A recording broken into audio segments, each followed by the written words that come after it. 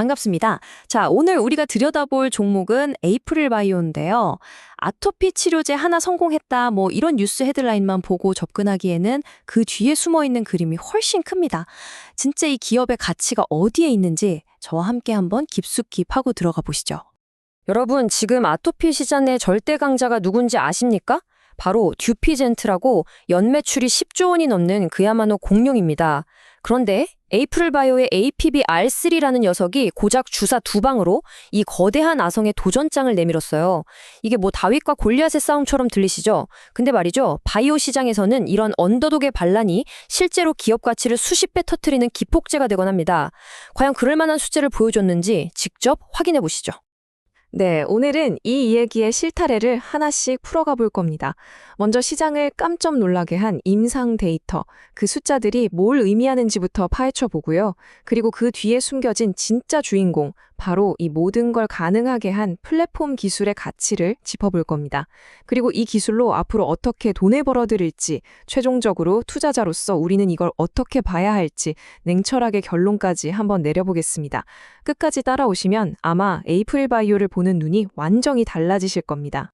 제가 이 시장에서 20년 넘게 있으면서 배운 철칙이 하나 있습니다. 특히 바이오 기업에 투자할 때는요, 대표이사의 화려한 말이나 장밋빛 전망이 아니라 이 차가운 데이터, 바로 숫자를 믿어야 한다는 겁니다. APB-R3가 보여준 숫자는 시장의 판을 흔들기에 충분했어요. 자, 한번 직접 보시죠. 자, 이 데이터가 핵심입니다. 듀피젠트가 16주 동안 8번 주사를 맞아야 보여주는 효과를 APB-R3는 단 2번의 주사로 12주 차에 거의 따라잡았다는 거예요. 이게 뭘 의미하냐면 환자 입장에선 병원 가는 횟수가 4분의 1로 줄어드는 겁니다. 의사 입장에선 환자 관리가 훨씬 편해지고요. 제약사 입장에서는 생산 비용, 유통 비용을 혁신적으로 줄일 수 있다는 거죠. 이건 그냥 약효가 좀 더 좋다, 이런 차원의 이야기가 아닙니다. 아토피 치료의 패러다임 자체를 바꿀 수 있는 그야말로 게임 체인저급 데이터라는 겁니다. 그리고 이 숫자 0, 이게 어쩌면 아까 보신 효능 데이터보다 더 무서운 숫자일 수 있습니다. 경쟁 약물을 쓰는 환자 5명 중 1명이 눈에 결막염이 생겨서 고생하는데 APB-R3는 임상에서 단 한 건도 없었다는 거죠. 자, 의사 입장에서 한번 생각해 보세요.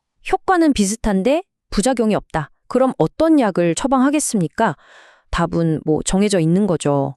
이 안전성이라는 건 한번 시장에 딱 각인되면 쉽게 무너지지 않는 아주 강력한 경제적 해자가 되는 겁니다. 그런데 말이죠, 이 APB-R3의 놀라운 데이터에 감탄하고 있기엔 아직 이릅니다. 우리가 진짜 주목해야 할 주인공은 따로 있거든요. 이 대단한 신약을 만들어낸 설계도이자 앞으로 제2, 제3의 성공작을 계속 찍어낼 엔진, 바로 SAF 플랫폼 기술입니다. 네, 슬라이드의 문구 그대로입니다. 투자자에게 한 마리의 물고기보다 중요한 건 계속해서 물고기를 잡아내는 그물이죠. SA4 플랫폼이 바로 그 그물입니다. 이 플랫폼의 가치를 이해해야만 에이프릴 바이오의 진짜 미래 성장성을 가늠할 수 있습니다. 사파 플랫폼, 뭐 이름은 어려워 보이지만 원리는 간단합니다. 우리가 택배 보낼 때 물건을 그냥 휙 던지는 게 아니라 튼튼한 트럭에 실어서 보내잖아요. 그거랑 똑같습니다. 약물이라는 물건을 우리 몸에서 가장 흔하고 오래 돌아다니는 단백질, 알부민이라는 구경 택배 트럭에 딱 붙여서 약효가 필요한 곳까지 오랫동안 안전하게 배송하는 기술인 거죠. 아주 간단하지만 정말 강력한 아이디어입니다. 작동 원리를 보면 약물이 알부민에 잘 달라붙는 조각, 펩이라는 녀석과 먼저 결합하고 이걸 주사하면 혈액 속 알부민에 무임승차하는 원리입니다. 여기서 핵심은 뭐냐? 우리 몸에 원래 있던 알부민을 활용하니까 부작용 위험은 낮추면서 약효 지속 시간은 몇 시간 단위에서 몇 주 단위로 획기적으로 늘려버리는 거죠. 이게 바로 이 기술의 영리한 점입니다. 여기서 정말 흥미로운 지점은 이 사파가 단순히 약효 시간만 늘려주는 1세대 기술이 아니라는 겁니다. 기존 기술들의 문제점, 그러니까 덩치가 너무 커져서 정작 필요한 곳에 잘 못 들어가거나 몸에서 쓸데없는 면역 반응을 일으키는 단점들을 해결한 말 그대로 스마트한 차세대 기술이라는 거죠.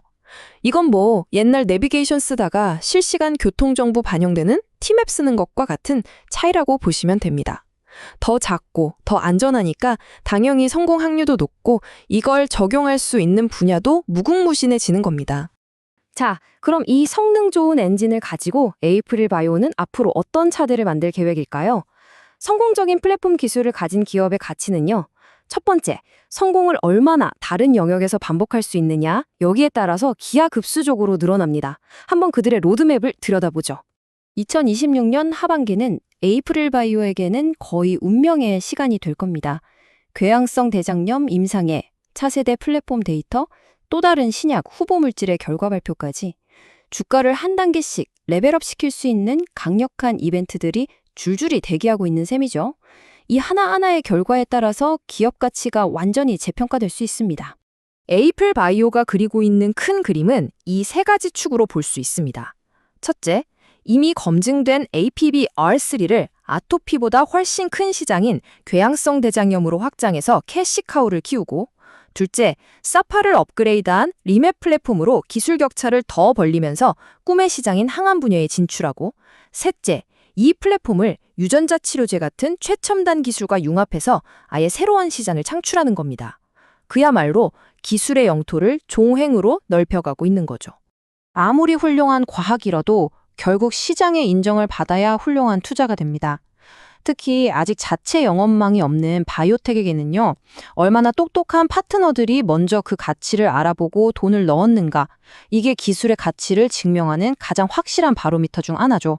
한번 돈의 흐름을 따라가 보겠습니다. 1조 2천억 원, 이건 그냥 희망사항이 아닙니다. 룬드백이나 에보뮴 같은 글로벌 제약사들이 에이프릴 바이오의 SFF 플랫폼 기술에 매긴 가격표예요. 물론 이 돈 전부가 당장 들어오는 건 아니고 개발 단계별 성공 보수, 즉 마일스톤이 포함된 금액이지만요. 그만큼 이 플랫폼의 반복 가능한 성공 가능성을 시장에서 높게 평가했다는 가장 확실한 증거라고 볼 수 있습니다. 특히 파트너사인 에보뮴은 정말 선수들입니다. 나스닥 상장으로 임상에 필요한 총알은 두둑하게 확보했고요. 경용진은 과거에 신약을 개발해서 일라이릴리 같은 거대 제약사에 회사를 통째로 매각해본 경험이 있는 베테랑들이죠.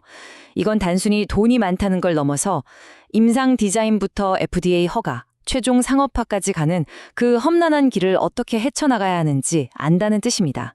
이런 유능한 파트너의 존재는 투자 리스크를 극적으로 낮춰주는 핵심 요소가 됩니다. 자, 이제 앞서 나온 모든 조각들을 한번 맞춰볼 시간입니다. 훌륭한 데이터, 확장성 있는 플랫폼, 든든한 파트너까지. 그림은 참 좋아 보이는데, 그럼 투자자로서 우리는 이 기회를 어떻게 활용해야 할까요? 그리고 이 기회에 잠재된 리스크는 없을까요? 마지막으로 저울질을 해보겠습니다. 이 그래프가 바이오 투자의 매력을 아주 압축적으로 보여줍니다. 임상 2회 이상 성공이라는 데이터 하나가 딱 나오자마자 이 신약의 가치가 2,400억 원대에서 1조 3천억 원대로 무려 5배 이상 수직 상승했어요. 쉽게 말해서 성공 확률, 그러니까 POS가 14%에서 64.7%로 뛰면서 약의 현재 가치가 폭등한 거죠. 바이오 투자는 이렇게 데이터 하나가 기업의 운명을 바꾸고 가치를 계단식으로 점프시키는 매력이 있습니다. 제 월급 통장에서는 볼 수 없는 아주 드라마틱한 상승률이죠. 여러 증권사에서 목표 주가를 10만 원 이상으로 제시하고 있습니다.